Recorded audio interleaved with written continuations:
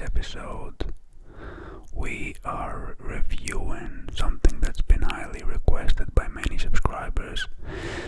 People who have gotten into wine, found a bit of valuable information in the channel, and just overall got a bit interested in the wine world. So they've been asking a lot of different questions. One of them, very good question, is how do you recognize a bad quality wine? So what actually determines a bad quality wine? Before we begin, because I brought one with me today, and believe me, I cracked it open. It's not good, I haven't tasted it yet, but it doesn't smell appealing. So what determines a bad wine? Let me just say that we can break it down into three key factors here.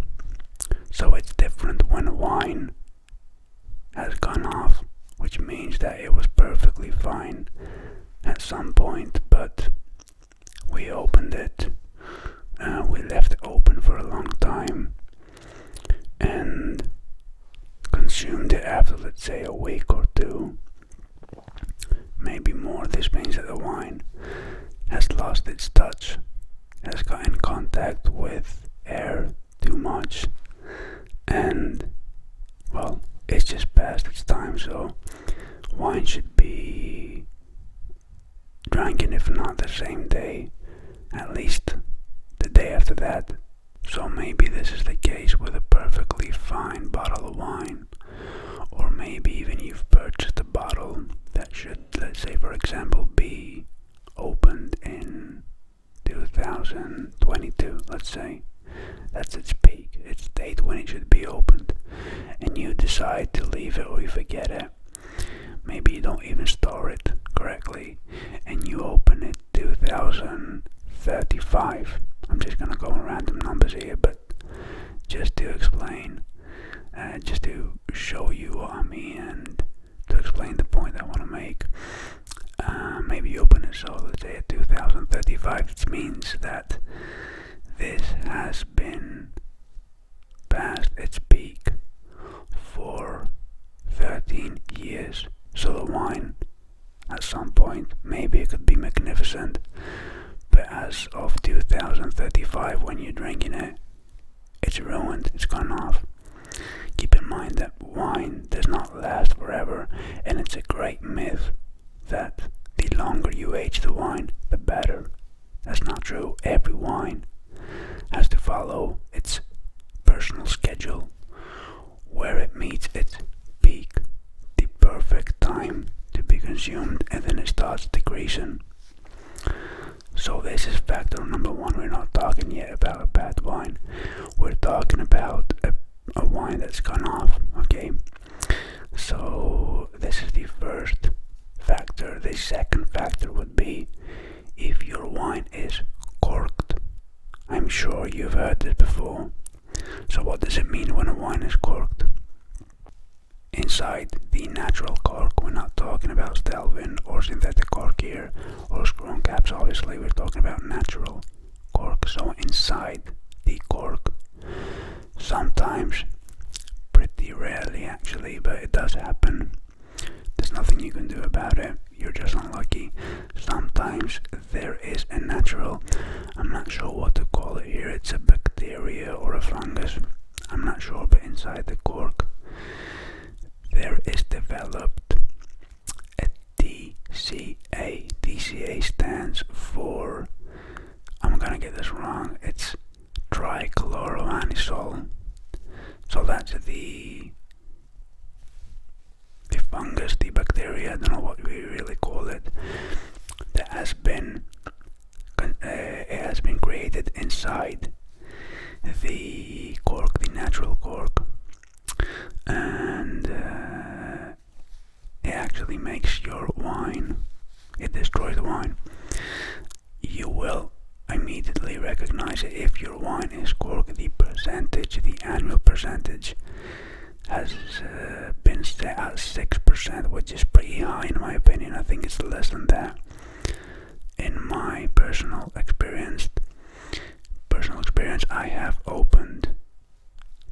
thousands and thousands of wine bottles.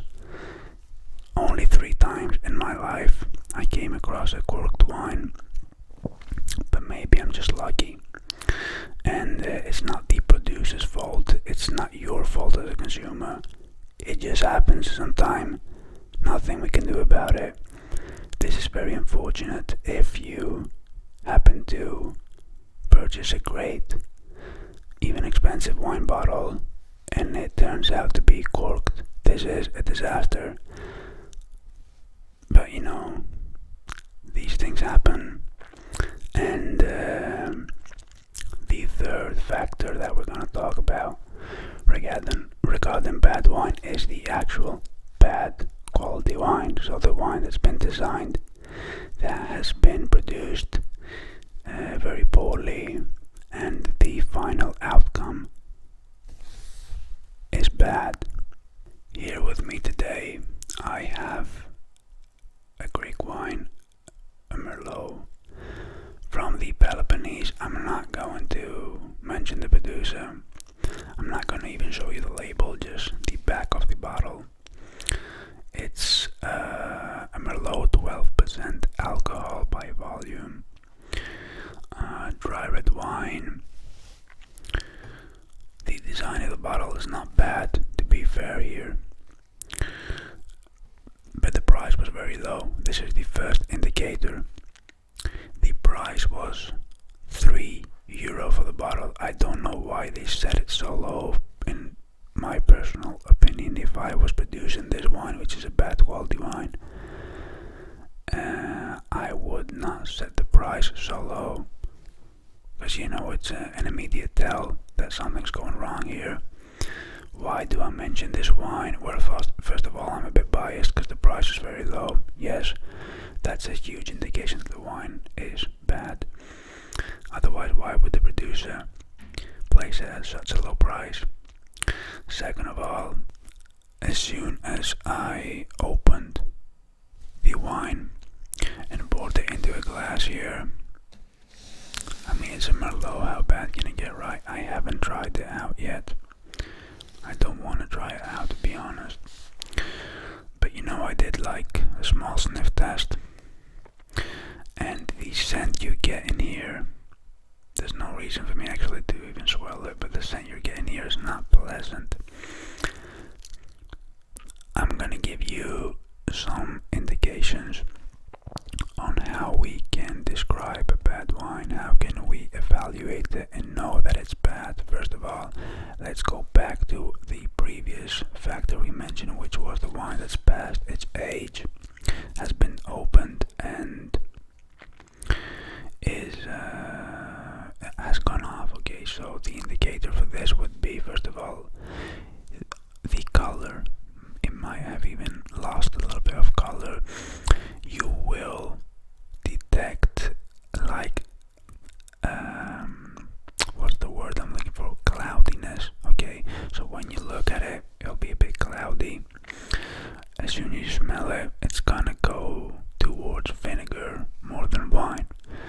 And if you leave it for a very long time open, it's gonna become pure vinegar. So we don't want this. Now for a bad quality wine, which is opened in correct time.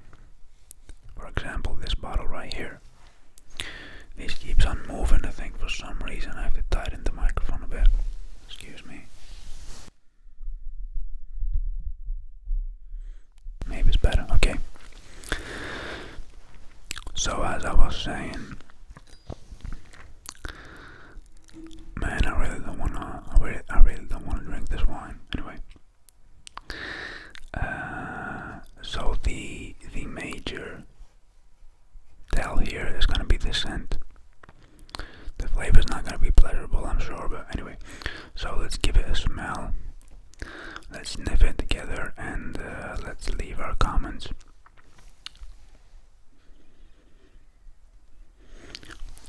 Okay, immediately, yeah, I can detect that it's not a good quality wine, but it does resemble wine. This is good for a €3 to €3 bottle, because usually, and please avoid boxed wine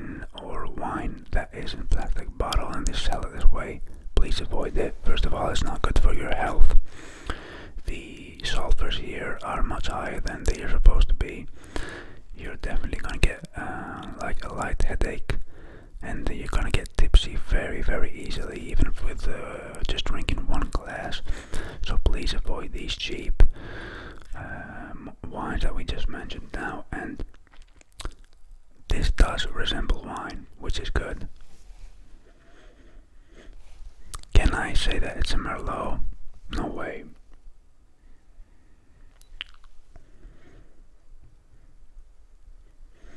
Okay, so I'm trying to find the pleasant senses, because there are some we can actually find in the back, some aromas that are pretty decent, I'm gonna say. So in Merlot wines, we're usually searching for the scent of cherry and plum. So first of all, let's just look at the color. It's not really bad here. I mean, it's dark red, kind of a purple color. It's okay, perfectly fine.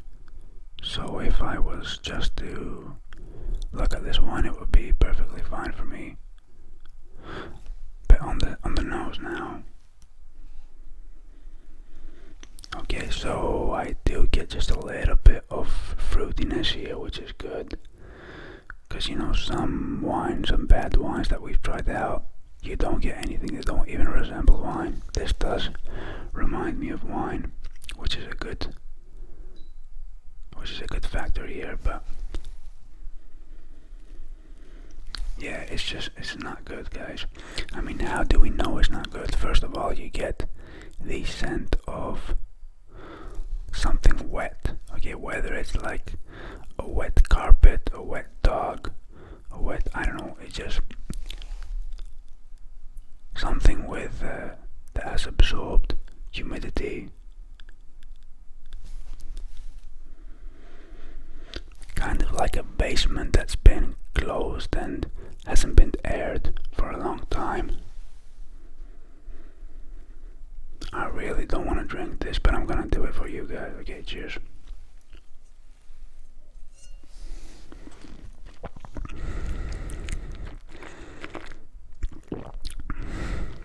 Yeah, it's not good. Way too acidic, no character to it. It's not round at all. So first of all, here's the main tip that I'm going to give you. How do you know if a wine is not that good quality, not that good of a quality? Okay, so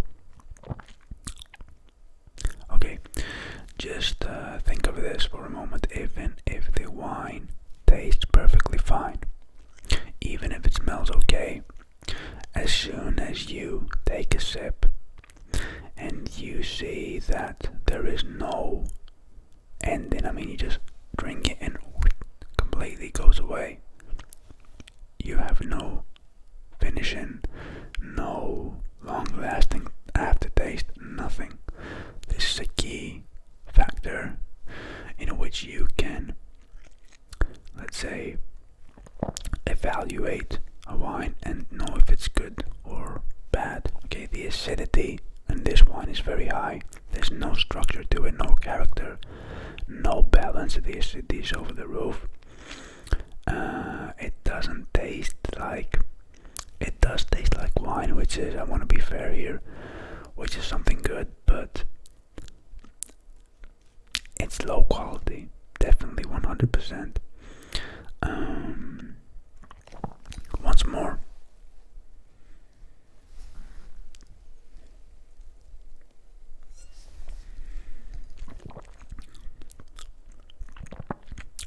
by doing a blind taste and serving me this, would I, I'm gonna be completely honest here, would I recognize the bad quality? Yes. Would I recognize that the price is approximately around €2-3? No. I would say this wine is around €5 to €6, so it's not completely bad. As I said earlier, it does resemble wine, it reminds me of wine, but it's just completely wrong when it comes to the balance, the structure. It's not good. So I think enough with this wine, let's just place it aside. I am gonna actually use this for cooking, but no, I'm not gonna drink this red wine. A Merlot from Greece, low quality.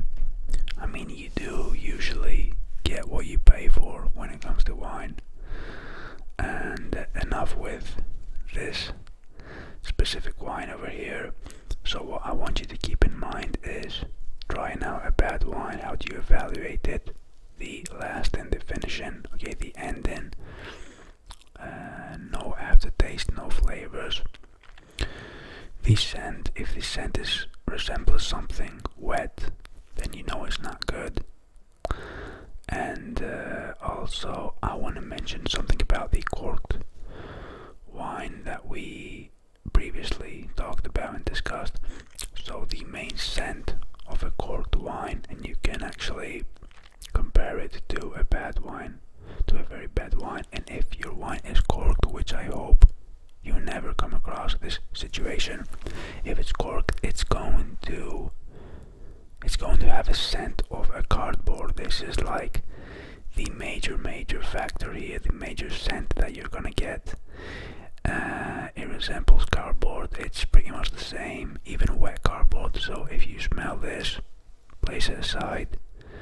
Your wine is corked. Is it harmful for your health if you consume it? It's not the best.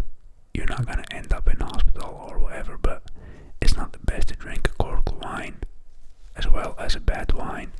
As we said, that the sulfurs are fairly high here, more than usual. Every wine contains a small amount of sulfurs, but first of all, they always, I think by law, especially in some countries, they are obliged to write on the bottle when you drink in wine that's in plastic bottles or cardboard boxes.